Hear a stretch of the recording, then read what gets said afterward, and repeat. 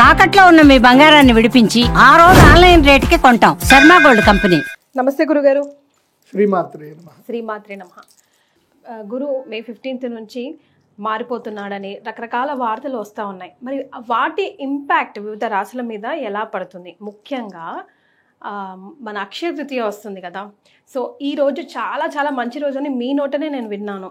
So వివిధ రాశుల వారు ఈ రోజుని ఎలా సద్వినియోగం చేసుకుంటే, ఎలాంటి పరిహారాలు చేసుకుంటే కొంచెం అయినా వాళ్ళ లైఫ్లో చేంజెస్ వచ్చి ఒక శుభప్రదంగా ముందడుగు వేయచ్చు ఈ సంవత్సరం అంతా అంటారు?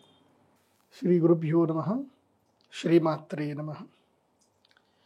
అయి జగదంబ కదంబ వన ప్రియవాస విలాసి నివాసరతే శిఖరి శిరోమణి తుంగ హిమాలయ శృంగ నిజాలయ మధ్యగతే మధు మధురే మధు కైటభంజని రాసరతే జయ జయ హే మహిషాసురమర్దిని రమ్యకపర్దిని శైలసుతే.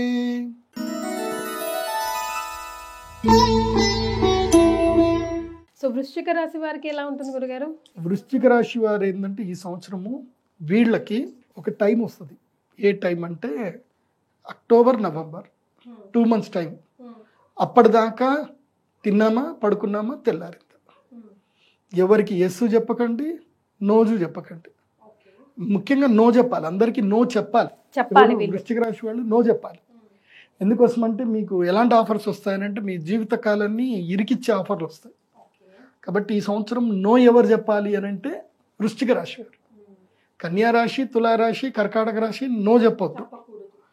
వృశ్చిక రాశి వారు నో చెప్పాలి. ఒరే వెళ్దాం వస్తావా? నో, నేను రాను, నేను పని చేసుకోవాలి, ఇంతే. వెళ్దాం వస్తావా అంటే నో అని చెప్పాలి. తాగుదాం దా అని అంటారు, నో రాను అని చెప్పాలి. సో ఈ సంవత్సరం మీరు ఆ పాట ఏదో ఉంటుంది కదా, రాను బొమ్మాయికి రాను అని, మీరు కూడా అదే ఫాలో అవ్వండి. అదే రింగ్ టోన్ పెట్టేసుకోండి. ఎవడన్నా నేను ఫోన్ చేస్తే నేను రాను అని చెప్పండి. నా వల్ల కాదు, నో అని చెప్పండి. ఎందుకోసమంటే ఈ సంవత్సరము ట్రాప్లో పడిపోతారు. వృశ్చిక రాశి వారు, తర్వాత మీనరాశి వారు ట్రాప్లో పడే టైం ఇది. So don't get in trap. ముఖ్యంగా అబ్బాయిలు అమ్మాయిలు మీకే చెప్తున్నా, కెమెరాని వాడకండి. కెమెరాని ఎంత దూరం పెడితే అంత మంచిది మీ జీవితానికి. చాలామంది అనుకుంటారు కెమెరాలో మన ఫోటోలు దిగిన తర్వాత డిలీట్ చేస్తే పోతాయి అనుకుంటారు. మళ్ళీ చిటికేస్తే రికవరీ చేయొచ్చు. జీవితాలు కొలాప్స్ అయిపోతాయి. ఫోటోలు దిగకండి, అర్థం చేసుకోండి. మరి వీళ్ళు పరిహారాలు గురుగారు అసలు వీళ్ళని ఇన్వైట్ కూడా చేయలేదు మీరు? వీళ్ళు అక్షయ తృతీయకు వస్తే మంచిది, రాకపోయినా నేనేం అనలేను. మీ జీవితం, మీ తలరాత బాగా లేదు, బాగా చేసుకోవాలనుకుంటారండి, లేకపోతే రావద్దు. అదర్వైజ్ రెమెడీస్ ఇంకేం లేదు, ఇంకా అనుభవించాల్సిందే. అంతే, ప్రారబ్ధ కర్మ అంతే. కొంతమంది కర్మ అనుభవించాలి అంటే అది అనుభవించాల్సిందే, అది అంతే ఉంటుంది.